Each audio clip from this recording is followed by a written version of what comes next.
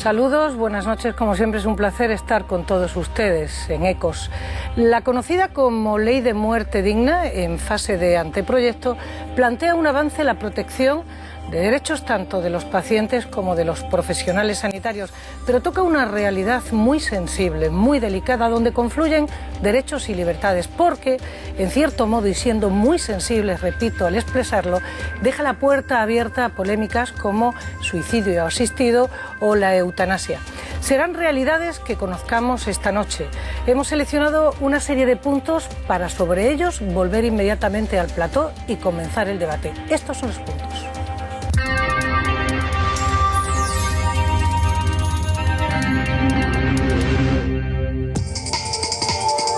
Según el anteproyecto de ley de cuidados paliativos y muerte digna, los pacientes en estado terminal o de agonía tienen derecho a recibir información clara sobre su estado de salud y tratamientos y, en consecuencia, decidir la atención sanitaria que se les dispense. Para aliviar el dolor, podrán contar con tratamientos de sedación. Los profesionales sanitarios estarán obligados a respetar la voluntad del paciente en los términos establecidos por la ley. El cumplimiento de la misma excluirá cualquier responsabilidad por las correspondientes actuaciones de los profesionales. Los pacientes tendrán también derecho a la asistencia domiciliaria, al acompañamiento y a una habitación individual en los centros sanitarios, así como al auxilio espiritual. Los pacientes en situación de incapacidad tendrán un representante legal.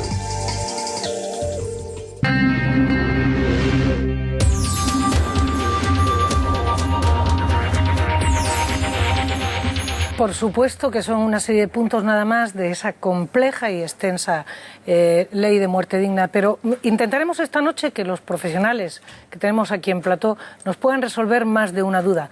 Rosa Murillo, licenciada en Derecho, hemos planteado esas cuestiones.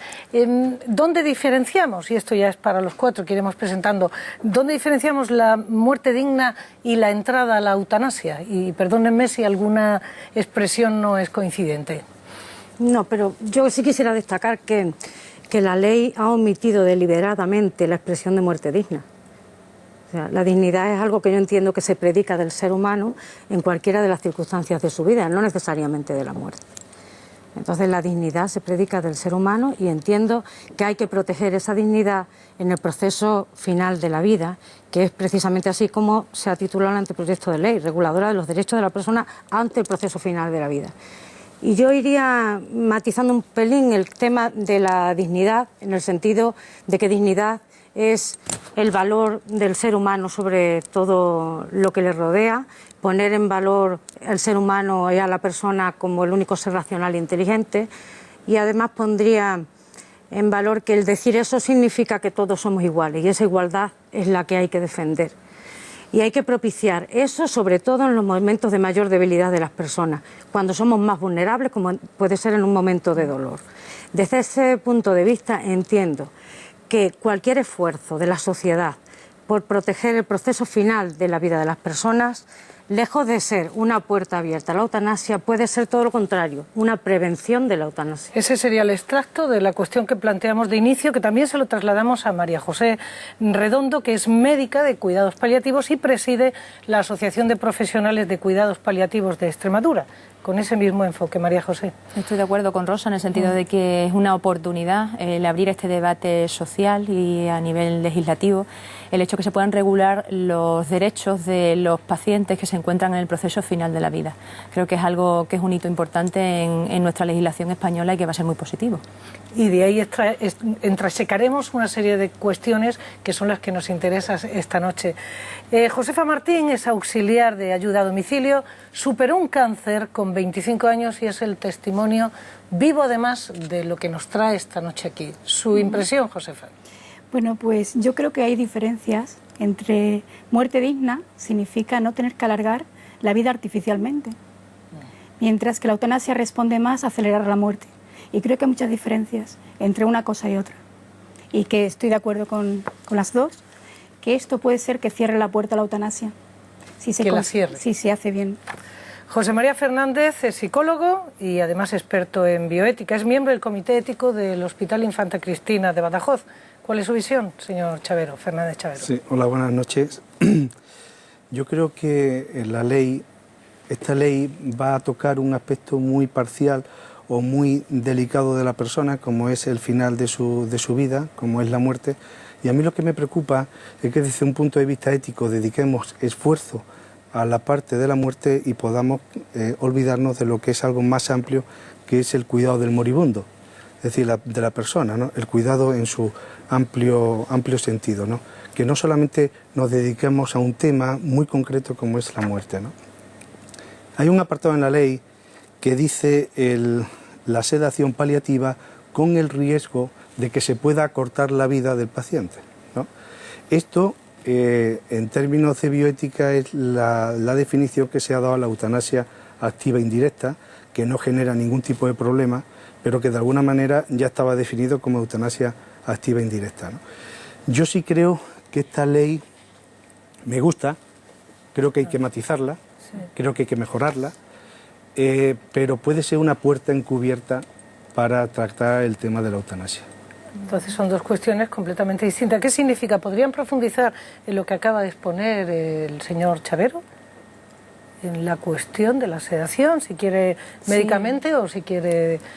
En lo que había apuntado sí. al principio José María, creo que sí que es importante el hecho de la terminología en sí de la ley, el que se debata en la nomenclatura en sí, la ley de muerte digna o la ley de cuidados paliativos o de atención al final de la vida. Sobre todo desde el posicionamiento que tiene la Sociedad Española de Cuidados Paliativos y la Organización Médica Colegial, que ha hecho un manifiesto conjunto acerca de esto.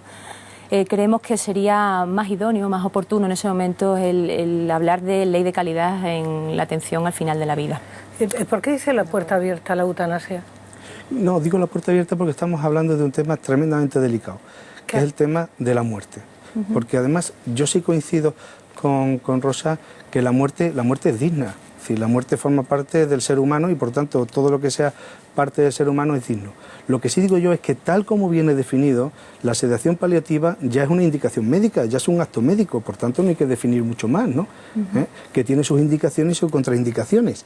Y que el problema cuando hablamos de la eutanasia es que la eutanasia tiene muchos matices.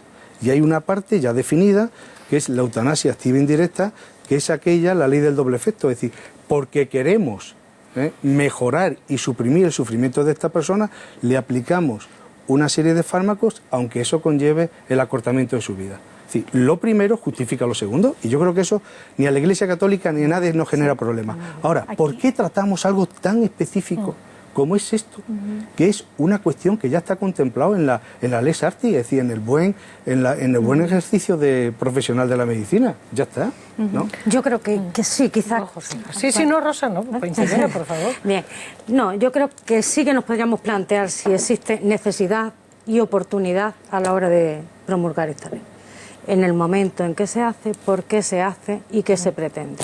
Realmente yo cuando veía la ley 41/2002 de autonomía del paciente pensaba que hubiera bastado con una modificación leve de la misma y hubiera sido incluso de mejor técnica legislativa, porque también es una ley básica en cuanto que solamente plantea las bases sobre las cuales deben luego legislar las comunidades autónomas, y yo entendía que hubiera sido suficiente. No sé si con esto, más allá del tenor literal del propio anteproyecto de ley, subyace algún tipo de ideología que pretenda traer de nuevo este debate a nuestra sociedad, porque es un debate nunca cerrado, siempre abierto, nunca cerrado. Yo no sé, digo que tenemos que ser muy cuidadosos con este debate, pero es verdad, y hay que entender que en la exposición de motivos es claro y rotundo que no está despenalizando la eutanasia ni el suicidio asistido. Josefa, que quería comentar. Creo yo que esto surge de una necesidad. Yo voy a hablar de la experiencia de una enferma de cáncer. Cuando pasé por la experiencia, siempre me guardé muchos miedos para mí. Sabrás como psicólogo lo que se crea, la conspiración del silencio. Por no hacer daño a la familia, te guardas para sí muchas de las cosas que no te atreves. Estamos hablando de un dolor físico, efectivamente. Yo creo que hoy por hoy, no sé, corregirme si me equivoco, hoy por hoy el dolor físico, digamos, se está solventando. Es difícil que una persona no tenga, pero el dolor psicológico de que una persona que está pasando por la enfermedad, que se guarde todo esto, que pierdas el control de tu vida, que te sientes que estás en manos de terceros y ya no sabes qué hacer. Para mí esta ley es importantísima desde ese punto. Yo tengo la última palabra. Yo voy a poder decidir cómo terminar mis últimos días, porque no sabéis hasta qué punto una persona que pasa por la enfermedad se plantea todo este tipo de cosas. Son una angustia que tiene para decidir qué pasará conmigo, porque estoy en manos de todos, con las mejores intenciones, porque sé que la labor que se hace es inmensa, pero ¿se tiene en cuenta los deseos de la persona? Fíjate, Josefa, yo una de las cosas creo que sí, es decir, cuando una persona sabe que va a morir, la conspiración del silencio, el sufrimiento que hay tan tremendo y la soledad, supongo que en ese momento sentirías muchísima soledad, ¿no? A mí me parece que es una ley necesaria, porque todo lo que sea mejorar algún proceso de la vida de las personas es necesaria. Sí digo yo, que en algún momento entraremos, es que es una ley incompleta, una ley que tiene que mejorar aspectos, que tiene que explicar cosas, hay cosas que explicar, eso de los cuidados paliativos, es decir, esto de la atención global, esto de la asistencia religiosa, es decir, esto de la intimidad, porque aquí estamos legislando sin presupuestos. Dice que no va a repercutir en el tema del presupuesto, pero solamente el hacer las 1.100 camas estas, pues son 19 millones. Y ya sabemos que los 19 millones de euros que presupuestamos después en la realidad son 57. Yo no sé por qué triplicamos los gastos después, ¿no? Pero una parte, sí. Y profundiza un poco en el sentido de lo que tú planteabas al principio del término sedación paliativa y la eutanasia activa e indirecta. Es importante que esto lo aclaremos a la población y de hecho los profesionales que trabajamos en los equipos de cuidados paliativos es algo que estamos muy concienciados con ello. Es que desde el objetivo, tanto eutanasia como sedación son totalmente diferentes. El objetivo de la sedación es disminuir el nivel de conciencia para aliviar el sufrimiento que provoca un síntoma que se ha hecho refractario, algo que no viene recogido en la ley como tal. Sí que podemos leer la ley que se publicó en Andalucía, la ley de muerte digna de Andalucía, en el cual sí que recoge el término síntoma refractario, que es aquel que después de haberlo tratado con todos los tratamientos disponibles y haber puesto todas las herramientas, sigue provocando un alto sufrimiento y no se controla. En ese caso estaría indicado la sedación. Por otro lado, la eutanasia, su objetivo es provocar la muerte para eliminar el sufrimiento del todo. Los fármacos que se utilizan en la sedación lo que intentan es disminuir el nivel de conciencia, pero los que se utilizan en la eutanasia, o cuando se practica una eutanasia o un suicidio asistido, lo que provocan son fármacos a dosis letales para provocar una muerte. Por lo tanto, son contrapuntos totalmente distintos que deberían de estar muy claros para no crear confusión. Respecto a lo que tú comentabas acerca de... Eso le iba a pedir, por favor, que lo que ha planteado Josefa sobre cuidados paliativos. Gracias desde el 2003 hay una red de cuidados paliativos en Extremadura, en el cual hay 8 equipos, uno por cada área, de equipos específicos de cuidados paliativos, integrados por médicos, enfermeras, psicólogos, que junto con atención primaria y atención hospitalaria intentan cubrir todas las necesidades de los pacientes que se encuentran al final de la vida. Y cuando hablamos de necesidades, como tú comentabas, no solamente era la parte física, sino que intentamos acompañar, atender a las necesidades espirituales, las sociales, las emocionales, para intentar aliviar y minimizar el sufrimiento y mejorar su calidad de vida. Todo eso hoy está implementado aquí en Extremadura. Yo creo que se dice que ahora mismo cuidado paliativo cubrís el 35%.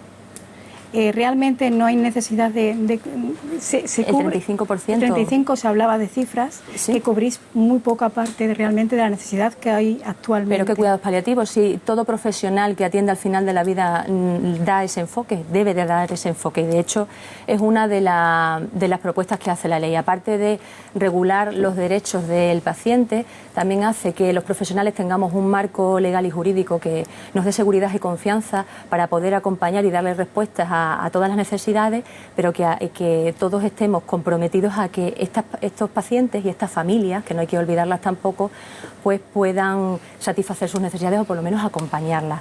El hecho de que comentes lo del 35%, no sé cómo es lo del tema de los cuidados paliativos, porque realmente lo dan tanto profesionales de atención primaria, es decir, pacientes que están en sus casas y sus familias, los que están en hospital y los equipos específicos de cuidados paliativos que estamos para los casos complejos. Sí, entonces, una pregunta que te quería hacer, María José, pero lo que es el desarrollo de los cuidados paliativos domiciliarios y la conexión con los hospitalarios no está muy desarrollado, ¿no? Todavía, ¿no? Sí, vamos en el sentido de que... Pero que hace falta formar muchos más profesionales. Efectivamente, eso es uno de los posicionamientos de la sociedad, en el sentido de que al ser una fase de la enfermedad compleja, por el alto impacto de sufrimiento que provoca en los pacientes y en la familia, sí que es necesario que los profesionales, que estamos todos implicados, todos los que vayamos a atender a estos pacientes, tengamos unos conocimientos básicos mínimos, que por ello es importante, y de hecho lo reivindicamos, el hecho de que tanto en la formación pregrado, en las facultades de medicina, en las escuelas de enfermería,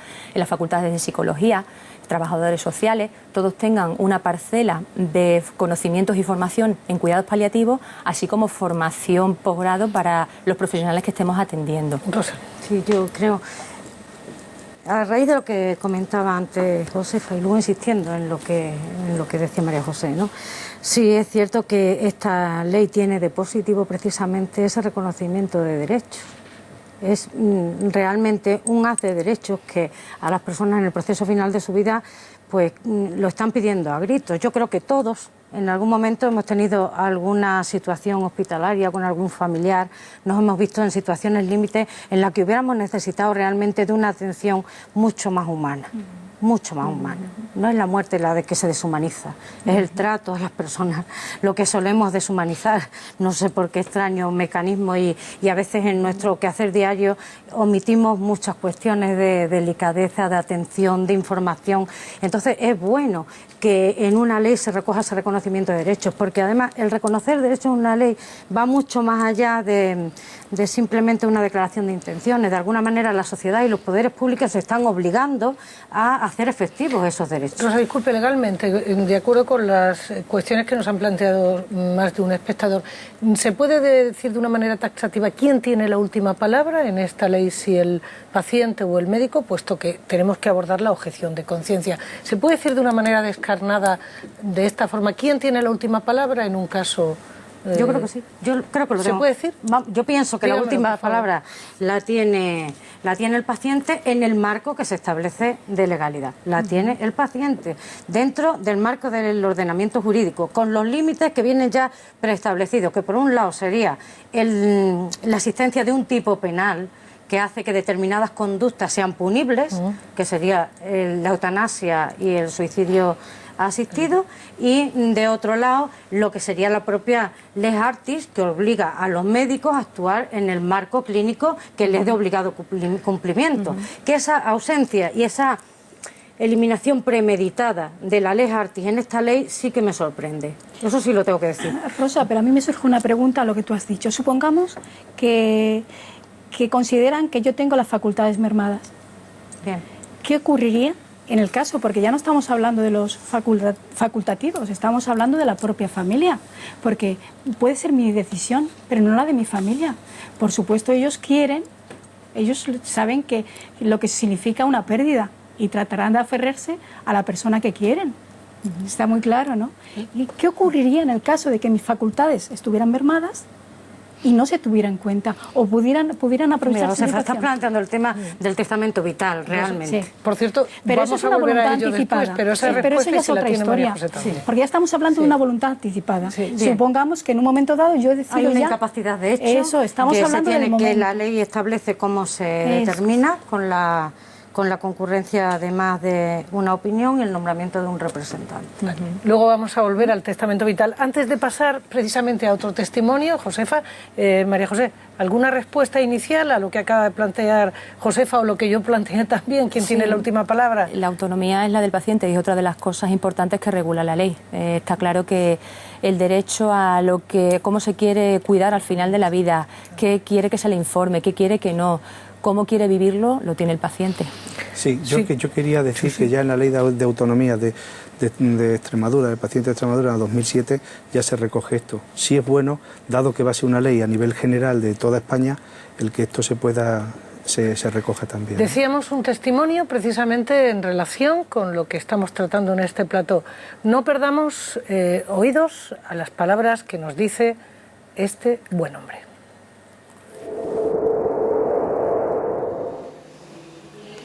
Yo, desde mi situación actual de paciente con una enfermedad incurable y degenerativa, sin pronóstico de curación ni a medio ni entiendo yo a largo plazo, por lo que conozco sobre la misma, y por mi concepto ya personal de que la libertad es un valor supremo del ser humano y que debe prevalecer una libertad responsable, prevalecer sobre situaciones económicas, religiosas y de todo tipo que se dan en situaciones como esta, estoy a favor totalmente de dicha ley, porque recoge el derecho del paciente a poder elegir el momento en que debe tener esos cuidados terapéuticos recogidos en la ley, incluso a la sedación, es decir, cuando sea un caso terminal y sin posibilidad médica de curación.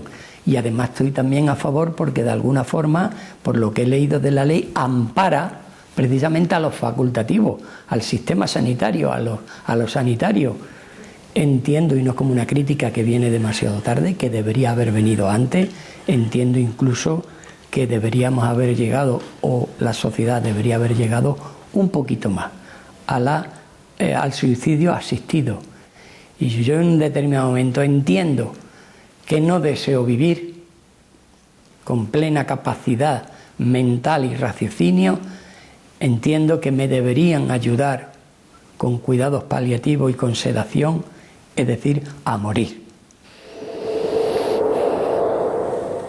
Sabemos que es duro y sabemos que son palabras, pero también son la realidad que a todos nos toca vivir. Lo digo para que no influya ni emocional ni sentimentalmente, no solo en el plató, sino en todos ustedes. Y pensemos que tenemos la suerte de tener expertos como los que tenemos esta noche para que nos ayuden a identificar mejor. María José, el suicidio asistido, aunque nos cuesta trabajo pronunciarlo, pero lo que dice Juan, ¿es posible esa despenalización? ¿Qué es un suicidio asistido? ¿Hasta dónde la ley, que ya lo comentaba el profesor Chavero, también roza eso? El suicidio asistido, la verdad que cuesta hablar de ello. A mí me cuesta mucho hablarlo como médico. ¿Pero le cuesta como médico? Sí, como persona, sobre todo por un poco la finalidad y por mi experiencia como médico de cuidados paliativos. Sobre todo porque como médico le intentas dispensar de unos fármacos para terminar con su vida. Sí que apunta Francisco... Francisco, perdón, dije Juan, apunta Francisco. ¿Le entiende? Perdone, no quiero ponerla en un compromiso, pero ¿le entiende a Francisco? Sí, vamos, claro que sí, es totalmente entendible su postura. Una de las cosas importantes que ha comentado es que el paciente es no oncológico, está muy claro que los pacientes que tienen un cáncer y que se van acercando al final de la vida hay que proporcionarle cuidados paliativos, pero no es tan fácil identificar esa fase final en pacientes no oncológicos como puede ser una esclerosis lateral amiotrófica. El hecho de que todos los profesionales tengamos formación y sepamos reconocerlo sería bueno. Segundo punto que ha comentado él, la accesibilidad y la equidad, es decir, que no tengamos que estar diferenciados por sexo, raza, eso lo comentaba él un poco en la hora de su comentario y de su argumentación. Y por otro lado, el hecho de que Francisco se puede beneficiar a medida que su enfermedad evolucione de unos cuidados de calidad que pueda atender sus necesidades. Y tendremos que estar todos los profesionales junto con su familia implicados en ello para que esté lo mejor posible. Sí. Eso es un testimonio también, por supuesto. Cuando comentaba Francisco que el valor de la libertad, yo creo que la libertad es un valor fundamental y que una persona pueda decidir qué ocurre en el supuesto de caso de que esté en una fase terminal, que yo pueda decidir lo que a mí me gustaría, ¿no? Yo creo que evidentemente la palabra la debe tener el paciente. Es verdad que las familias, toda la carga emocional, pero es la vida del paciente, ¿no? Y ahí tiene que ser libre. A mí la dificultad que tengo con el suicidio asistido no es no entender realidades de esta, que yo la entiendo, ¿no? Es dónde está el límite. Es decir, ¿dónde se pone el límite a todas estas cuestiones? Porque en algún sitio tiene que estar el límite. Sí, yo creo que el suicidio asistido es un tipo penal perfectamente configurado. Sabemos, ¿está definido como tal? Sabemos lo que es cooperar o causar de alguna manera la muerte de una persona con su consentimiento expreso y previo.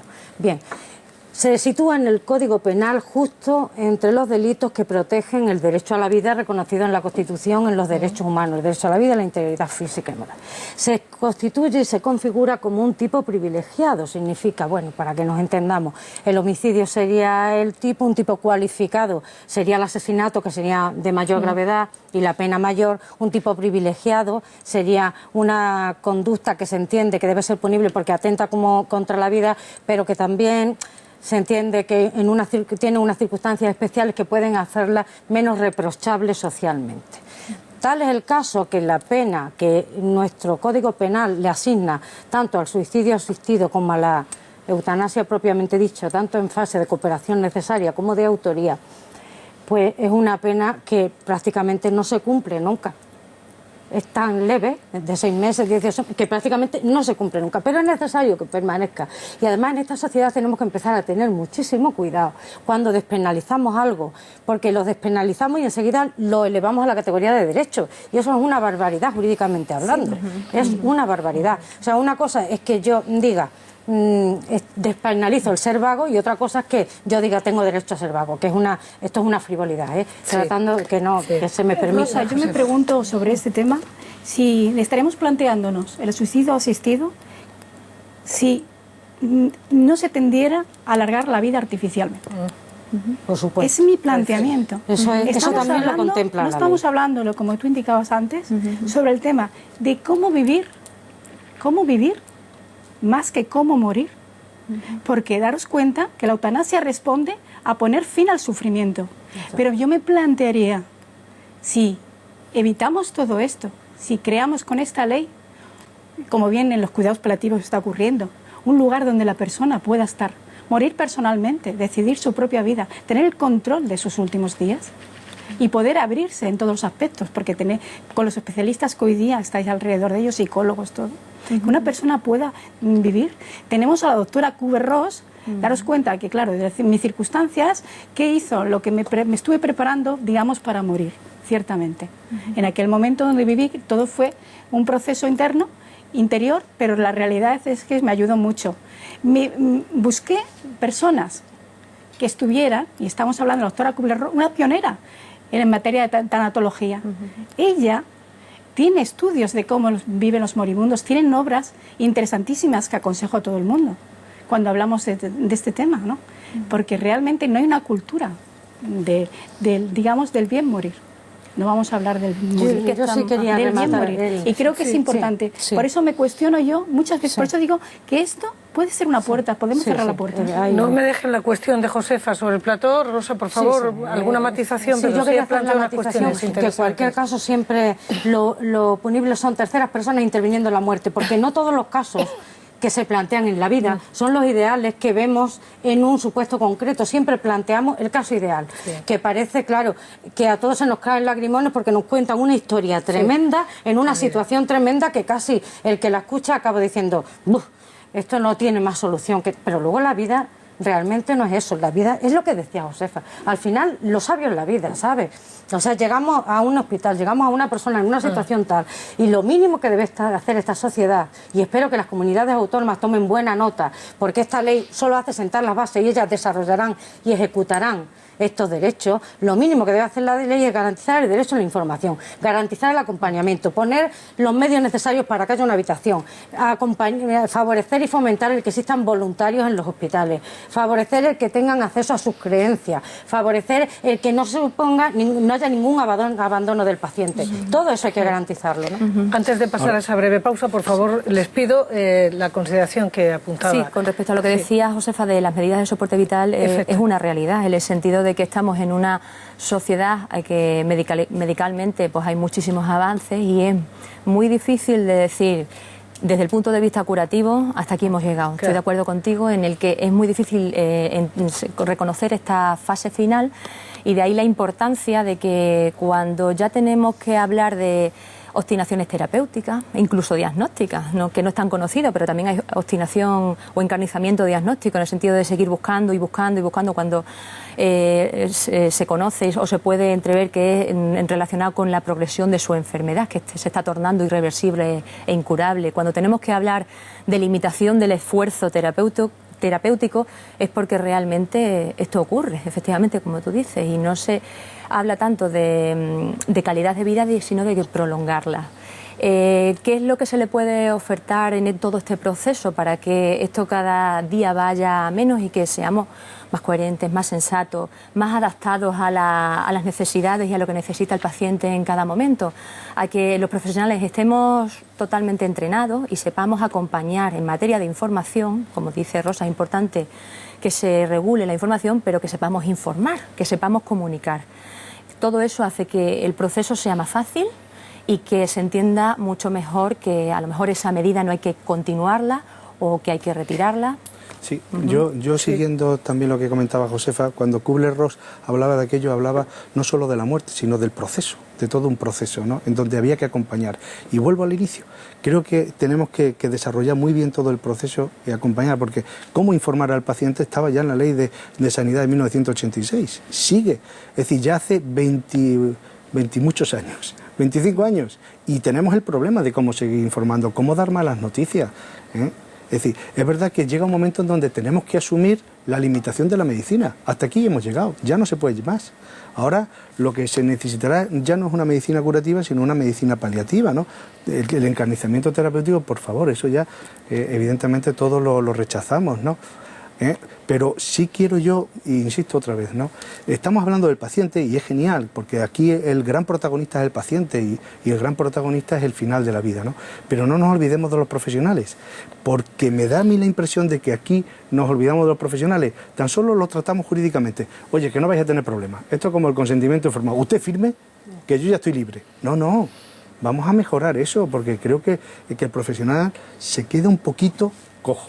Vamos a hacerlo, si me permite, José María, inmediatamente después de esta brevísima pausa, porque sí, me gustaría afrontar lo de los profesionales y algo que subyace y que está siempre latente, que es la objeción de conciencia. ¿En qué situación queda para los profesionales en este anteproyecto de momento Ley de Muerte Digna? Volvemos inmediatamente y, por favor, no se nos vayan, que estamos inmediatamente con todos ustedes.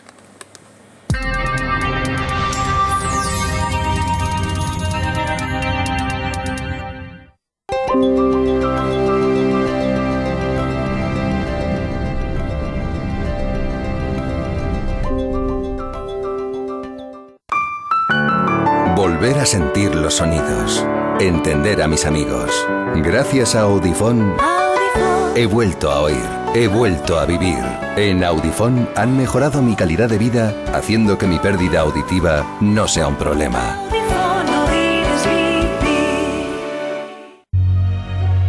Es patrimonio de la humanidad. Es historia, presente y futuro en todos sus rincones. Córdoba te espera. Descúbrela. Andalucía con Córdoba 2016. Candidata a Capital Europea de la Cultura. Enamorar a alguien es fácil. ¿Me estás mirando a mí o a ella? Te acercas. Soy Lucy. Henry Roth. Le haces alguna broma. Y hay que ser tonta para tragárselo. Bailáis juntos. Conectas y al día siguiente... vuelta a empezar. Se le llama síndrome Goldfield. Te impide convertir la memoria a corto plazo en memoria a largo plazo mientras duermes. ¿No me recuerdas ni un poquito? No te he visto en mi vida. Adam Sandler, Drew Barrymore. 50 primeras citas. Mañana a las 10 menos 10 en Canal Extremadura. El problema está en el estigma que cae sobre quien se prostituye, y más si eres hombre. Es una doble vida. Las dos caras de una profesión. Entré en la vida de chapero por necesidad. Puedes disponer de un buen nivel económico. Cobro cierto nivel y de ahí no bajo. Para mí me funciona bien. Ejercida siempre en la sombra. A mí cuando me conocen seguro que no se imaginan que hago esto. En Esfera, Hombres en Penumbra. Este jueves a las 10 menos 10 en Canal Extremadura.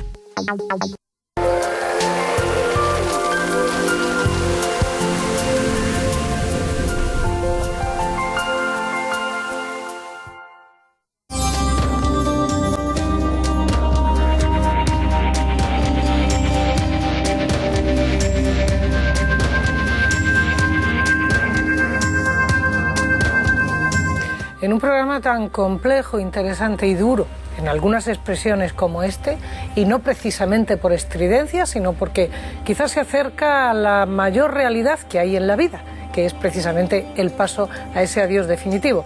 Y hablamos, por si se han enganchado, yo en su caso lo haría, si lo hubiera enganchado al final, sobre el anteproyecto de ley de muerte digna. Hablamos en esa última recta, antes de esta brevísima pausa, de la objeción de conciencia por parte de los profesionales y de alguna cuestión que alguno de los invitados quería plantear. Me dirijo a María José para pasar precisamente al trabajo que tenemos de testamento vital. Objeción de conciencia, ¿cómo queda en esta ley, en este anteproyecto de ley, la objeción de conciencia por parte de los profesionales? Una cuestión que ha reclamado además nuestro psicólogo, que hablemos de los profesionales. En mi opinión, en lo que respecta a lo que regula la ley, que es una atención de calidad y que lo que intenta conservar al máximo la dignidad, no cabe la objeción de conciencia. Todos los profesionales estamos obligados a ello. Por lo tanto, no creo que... No se puede utilizar la objeción, es decir, un profesional no se puede negar alguna de las peticiones. A dar unos cuidados paliativos de calidad, no se puede... Sí, totalmente de acuerdo, aquí no entra. No entra. Lo que sí entraría es la práctica profesional. Justo. Es decir, la práctica profesional sí. Es decir, cómo atendemos, es decir, que no sea esto una medicina de autoservicio, donde yo solamente, mi labor es a ver qué me dicen. No es que sea así la ley, pero sí creo que hay que mimar un poco más la actividad profesional, ¿no? En eso estoy completamente de acuerdo y es algo de lo que creo que es otra de las cosas por las cuales hay que crecer en el desarrollo de la red de implementación de cuidados paliativos, en el que hay que seguir formando a los profesionales, como antes decía, pero que también la actividad hospitalaria o la atención hospitalaria que comentaba y que siempre comentamos o conocemos casos en los cuales pues la atención no ha sido la que necesitaba en ese momento el paciente o su familia, así que necesitamente servicios específicos donde se pueda atender a los cuidados paliativos, unas unidades específicas. La pregunta que me surge, estoy totalmente de acuerdo contigo, referente a los profesionales, es: ¿realmente están preparados ellos? ¿Realmente están preparados para ese proceso, para ayudar realmente? En mi caso tengo que decir que he encontrado de todo, ¿no? He encontrado todo. No solamente estoy hablando desde la experiencia propia. He estado 8 o 9 años en oncología en Cáceres, en el hospital en acompañamiento de enfermos terminales, ¿no? Bueno, enfermos oncológicos, terminales y no sé. Y me he dado cuenta del sufrimiento que genera ciertas actuaciones en los profesionales. Y con toda la mejor voluntad. Yo no estoy hablando de realmente su labor, la hacen muy bien, pero cómo llegan, cómo hablan, cómo explican el temor que a veces ocasiona, porque ya no estamos hablando de las palabras, sus gestos, su frialdad.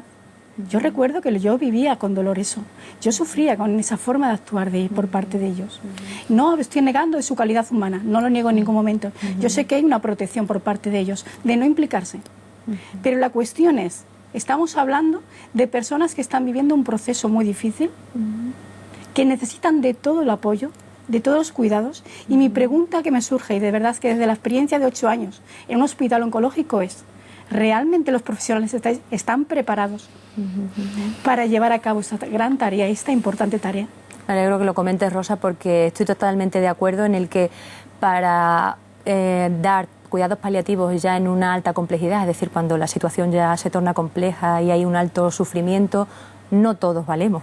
Esto se necesita un perfil específico de profesionales, tanto médicos como enfermeros como psicólogos, sobre todo porque sí que es verdad que es importante la profesionalidad, como tú comentas, pero también la humanización, el hecho de que forma parte en ese momento de la relación profesional paciente y familia la parte más humana, y sí que es verdad que te genera un alto coste emocional, que no todo el mundo profesional está dispuesto o está preparado para poderlo dar.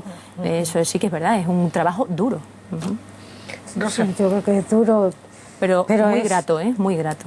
Lo puedo decir. Además es esencial, ¿no?, que la gente, que las personas nos sintamos importantes, también cuando tenemos una enfermedad, también cuando ya nos servimos, también cuando en teoría no somos útiles a la sociedad. Eso es muy importante. Pero yo quería hacerte una pregunta, porque hay uno de los puntos débiles de la ley, bajo mi punto de vista, es el tema de la proporcionalidad en las medidas terapéuticas, la forma en que se ha regulado, porque habla que el esfuerzo terapéutico que tendrán que hacer los profesionales tendrá que requiere el juicio coincidente de al menos 2 médicos que se hará después de informar al paciente o a su representante, tomando en consideración su voluntad y oído el criterio profesional del personal de enfermería responsable. No sé si esto es complejísimo. ¿Cómo tomar una decisión? Al revés, es mucho más fácil así. Sobre todo nuestra forma de trabajar, por lo menos desde mi experiencia como equipos específicos, y la que yo recomendaría en una situación de alto impacto es que debemos de trabajar en equipo. Por supuesto que las tomas de decisiones a lo mejor al final con el paciente, la información acerca de diagnóstico, procedimientos terapéuticos, la va a tener que dar el médico, pero si tú tienes un equipo detrás que ha trabajado el caso contigo, sumas los diferentes enfoques y puntos de vista y lo ves desde las necesidades de los distintos puntos de cada profesional, te enriquece, te facilita tu toma de decisión con el paciente, es mucho mejor. Yo lo veo como algo positivo y algo que nos puede dar fuerza. Yo sí decía tengo otra pregunta dirigida a ti por el tema de cuidados paliativos.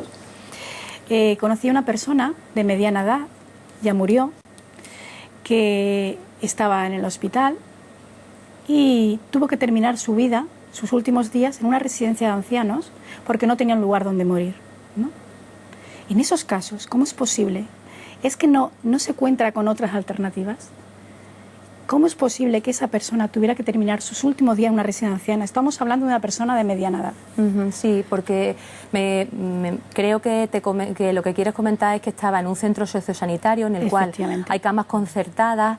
Esto se reguló con la atención a la dependencia que se hace desde la Consejería de Sanidad y Dependencia. Hay una clasificación T1, T2 y T3 en el cual, según el grado de dependencia sociosanitaria de esa persona, y si no es complejo desde el punto de vista de síntomas, no tendría criterios para estar en una cama de agudos de un hospital y podría pasar a los cuidados de un médico y una enfermera en un centro sociosanitario. Esto ahora mismo es lo que tenemos en Extremadura. De hecho, es lo que comentaba antes, que cuando tenemos necesidad de tenerlos en el hospital, cada vez tenemos más la necesidad creciente de que tengamos unidades específicas de cuidados paliativos con personal específico, que es una de nuestras reivindicaciones. Pero por ahora, en situaciones no complejas y que no tienen soporte a nivel domiciliario de su familia, no sé el caso que me estás comentando, cómo sería su entorno familiar, pues tenemos ese recurso en la comunidad. En cualquier caso, yo particularmente le agradezco esa respuesta porque podía perfectamente haberla eludido, dado que es un cometido quizás de organización o de gestión, de gerencia, que no es concretamente su cometido. Sí, algo que nos toca a nosotros. Yo se lo agradezco, no solo por lo directa y lo clara que está siendo Josefa, cuyo testimonio esta noche a todos nos viene muy bien. José María. Con respecto a esto, es verdad que ese tipo de camas son más baratas y una de las cosas que tendremos que atender es al tema del dinero, porque si no, no hay, ¿no? Había una pregunta que se ha dejado aquí, ¿los profesionales están preparados? Yo digo, los profesionales se están preparando continuamente, porque antes que médico es persona. Entonces, en las facultades se han metido asignaturas en los últimos tiempos muy relacionadas con el tema de la información, con el tema de la ética, una serie de cosas, y se están formando cada vez más. Sí es verdad que la medicina alguien la estudia y la estudia una persona, y una persona puede ser más cercana o menos cercana, puede mostrar empatía más fácilmente o menos. ¿Eso se puede aprender? Sí, pero es verdad que está en una personalidad que ya tiene el médico.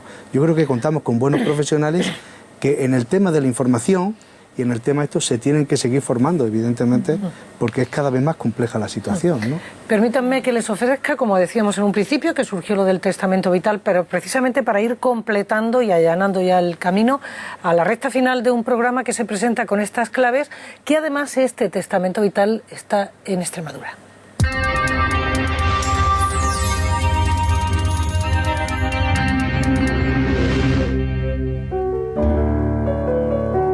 La promoción del testamento vital es uno de los puntos que se incluyen en el anteproyecto de la conocida como Ley de Muerte Digna. Este, también llamado expresión anticipada de voluntades, se puede registrar oficialmente en Extremadura desde el año 2007. Un testamento vital es una decisión que tiene un ciudadano, un paciente en este caso, cuando prevé que se puede encontrar en una situación en la que no va a poder decidir libremente. Entonces, antes de caer en esa situación pues de falta de conciencia, toma sus decisiones sobre la atención sanitaria que va a recibir. Hay que tener en cuenta 3 cuestiones. En primer lugar, qué se pone en el documento, y para eso lo que recomendamos es que se utilice un modelo que está a su disposición en la página web de nuestra oficina del Defensor de los Usuarios o en las oficinas de los servicios de atención a usuarios que hay en los hospitales o en los centros de salud. Allí se puede solicitar. En segundo lugar, ¿cómo se legaliza? Pues la legalización se puede hacer a través de un notario o la firma de 3 testigos, de los cuales uno no puede ser un familiar directo. Y en tercer lugar, ¿dónde se presenta y cómo se presenta? Se puede presentar ante el registro de voluntades anticipadas o bien directamente ante el médico, y no tiene por qué ser el paciente, puede ser también alguno de sus familiares. El paciente puede prever multitud de situaciones y posibilidades. Los límites van a estar, el que se le va a prestar va a estar en función de lo que la ley permita y lo que la buena praxis médica también permita.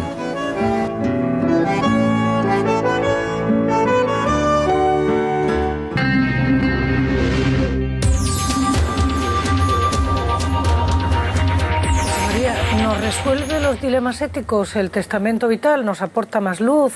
¿Cómo tenemos que responder o respirar ante ello? La verdad es que nos aporta luz y yo creo que tenemos que estar contentos de este avance, de este testamento vital que ya viene de años, pero que se ha reconocido. La dificultad del testamento vital va a ser más bien una dificultad logística, ¿no? El tema del registro, las posibles modificaciones que se puedan tener, la facilidad para el paciente hacerlo, es decir, que va a ser más una cuestión más logística que ética, ¿no? Porque en ética, evidentemente, siempre que haya la claridad de que esa persona estaba capacitada en ese momento para emitir sus últimas voluntades, yo creo que aquí no va a generar problemas, ¿no? No, de hecho está... Desde el 2008 yo creo que se viene utilizando adecuadamente el tema de las instrucciones previas en Extremadura.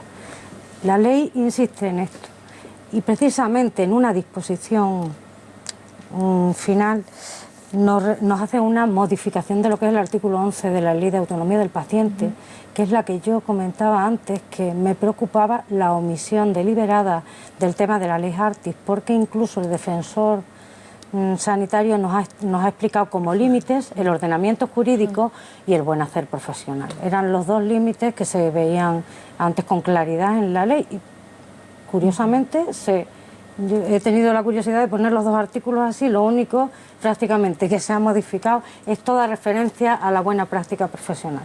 No sé si en un afán de proteger desmesuradamente a quien en algún momento pudiera desviarse en algo o por la falta de concreción de que sea una buena praxis, no sé, creo que en eso seguramente tú nos podrías dar mucha más luz que yo, ¿no? Sí, pero sí entiendo que hay cierto vacío ahí que podría en algún momento llevarnos al tema de la objeción de conciencia, que yo no estoy muy por la labor que vosotros, que sí, que pienso que no es si esto es una ley de cuidados paliativos y para garantizar la calidad y la excelencia en esos cuidados, que es lo que debería ser, ¿no?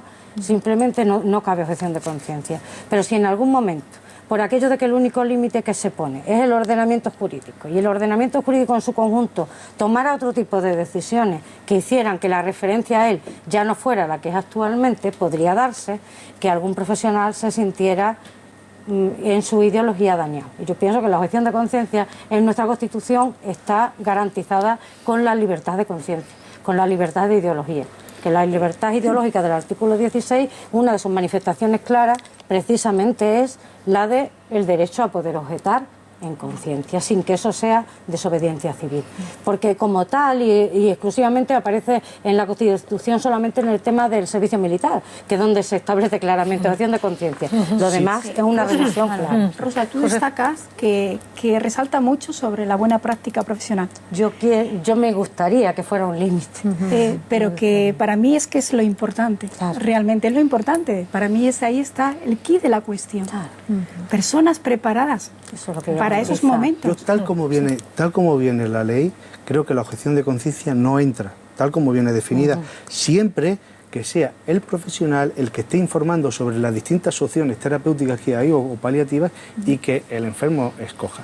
Lo que no puede es imponer el enfermo una actuación médica que no esté indicada, ¿no? Que no esté indicada en la buena práctica profesional. Ahí sí entraría ya la objeción de conciencia, ¿no? Que me quiera imponer alguien algo que yo creo que profesionalmente no tiene sentido aquí, ¿no? Eso. No nos podemos ir, señor Fernández Chavero, sin que me hable de si hay algún tipo de intromisión moral o de influencia moral, o no sé cómo decirlo, para, como siempre, no herir susceptibilidades, pero ¿en qué grado intervienen, pues, desde prácticas religiosas o el mismo componente moral? No se lo pregunto a Josefa porque ha sido tan directa y tan no sé, tan transparente en esa primera afirmación, que también le preguntaría si ahora piensa lo mismo que pensaba hace 25 años cuando superó el cáncer. Si su planteamiento le lleva a pensar. Pero ¿cómo pensaba respecto a esta pregunta? Sí. Yo creo que sí, que realmente estamos muy condicionados. Yo creo que cualquier creencia en este momento no va a tener problemas en aceptar esta ley. No va a tener. Es decir, yo creo que aquí no hay connotaciones que vaya contra la moral, ni católica, ni protestante, ni musulmana, ¿no? Es decir, yo creo que aquí es atender a una persona que está sufriendo, que lo está pasando, que está a punto de morir, y lo que le vamos a prestar y lo que le vamos a ayudar es a bien morir. De hecho, el presidente de la Conferencia Episcopal dijo que no hablemos de ley de eutanasia porque esto no era la ley de eutanasia, con lo cual tal como viene, en el momento que cambiemos dos palabras, ya se puede complicar, pero tal como está... Pero mira, José María, ocurre, o es mi forma de verlo, ¿no?, respecto a esto, que el profesional siempre considera la muerte un fracaso. Lo que intenta alargar la vida por todos los medios. Intenta que la persona, por supuesto, viva lo máximo posible. Y ese es el cuestionamiento que yo me hago. Estos condicionamientos, esta forma de enfocar, digamos, todo esto, este proceso... No, para mí es que realmente todos estamos condicionados, hasta la propia familia. Porque mira, yo estoy hablando por experiencia, por lo que yo realmente quiero, puesto que pasa por una experiencia que me ha hecho plantearme esto. Pero mi pregunta es, a mí misma también me lo digo, ¿haría lo mismo con algún familiar? ¿Haría lo mismo con cualquier otra persona? ¿No? Y yo creo que los profesionales ahí también están condicionados, ya sea por creencias religiosas, no creencias, la forma de actuar, la forma de ver como que la vida hay que llevarla hasta el último límite. Y eso es lo que yo cuestiono. Yo creo que sí estamos condicionados todos. No, y que estamos condicionados, por supuesto, pero no solamente por la religión, sino por la educación de nuestros padres, por el pueblo en donde vivimos. Estamos condicionados por todo, ¿no? Pero sí, en este condicionamiento que tú dices, no creo yo que tengamos que poner el acento en lo moral, ¿no? Puede ser en la educación, porque además la ley, la muerte no es que nos ponga ante el fracaso de la medicina, es que nos pone ante nuestra propia muerte. Claro, cuando uno está viendo que alguien... Como si la muerte no existiera, claro. Primero matizaría que no todos los profesionales siempre quieren alargar la vida. El siempre... Porque no todos estamos en la misma. Hay muchos profesionales que no tenemos ese concepto. Por otro lado, el hecho de que queda claro, por lo menos a mí me ha quedado claro, que hay que respetar mucho las decisiones y la voluntad del paciente en su toma de decisiones. Por lo tanto, yo como profesional debo de ser lo más aséptico posible, sabiéndolo acompañar y respetando sus creencias y su forma de vivir la vida. Eso forma parte de su dignidad. Y más un poquito el tema de intromisiones religiosas. Yo creo que todo el mundo tiene derecho y debe expresar su opinión en esta sociedad. Las religiones también. Pues claro, precisamente la ley recoge precisamente para expresar la opinión está los ciudadanos de la calle que nos ofrecen esta valoración ya en el punto final del programa. Cuando llegue el momento, estés mal o te veas mal, que un doctor, la eutanasia o como quieran llamarle, una inyección, que se duerma y fuera. Para mí una muerte digna es la que cada uno elija, ¿no? No sé, la eutanasia, pues yo sí estoy a favor, una persona que esté sufriendo sí estoy a favor de la eutanasia. Dentro de mi creencia, a mí, hasta donde llegue. Se acabó la vida, se acabó. Pero que no me la provoquen ni de alguna manera me la traten de acelerar. No sufrir, ¿no? Si hay que morirse antes, pues se muere uno antes. Mientras no se sufra y no lo pase mal, creo que es lo más digno para una persona. Que no tuviera sufrimiento alguno, no sé, que fuera digno es eso. La que decide cada cual para sí mismo o para sí misma. Cuando el paciente muere sin sufrimiento, cuidando su intimidad, que la familia esté con él, se respete su dolor. Una muerte sin dolor, sin sufrimiento.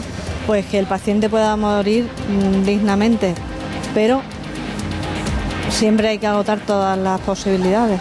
Lo que uno desee, como realmente le gustaría morir a cada persona. Y hay que respetar la voluntad de las decisiones que tome cada persona. En el caso de no tomarla, pues creo que hay que ser coherente con la vida, ¿no? Mis invitadas me lo reconocen esta noche. Ustedes, cuando se paran en la calle y nos atienden, saben, siempre son sabios. Y de este programa una de las claves que tenemos es atender lo que ustedes dicen en esas respuestas. Así que gracias a las innumerables personas que han pasado a lo largo y que están pasando por estos programas. José María, ¿qué es muerte digna? En un titular, como decimos los comunicadores ya en la recta final. En pocas palabras, para mí muerte digna es toda muerte es digna.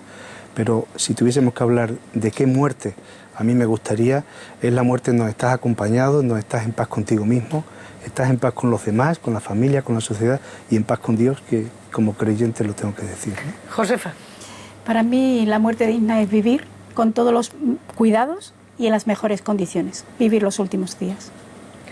Pues gracias además por la dignidad que ha tenido esta noche en ese testimonio. María José, deme por favor la respuesta, que es que le iba a decir una cosa que me comunican mis compañeros siempre. Pues me suscribo a lo que han comentado los compañeros, muerte digna, sin sufrimiento, tranquilo, cubierta las necesidades o por lo menos aliviadas, en donde quiera estar la persona y con su familia.